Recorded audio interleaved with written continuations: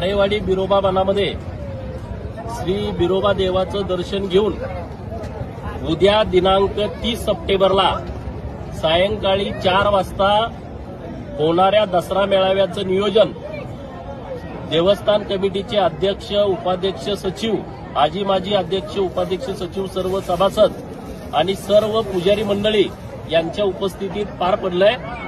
उद्या महाराष्ट्राच्या कानाकोपऱ्यातून हजारो बांधव दसरा मेळाव्यासाठी आरेवाडीला येणार आहेत।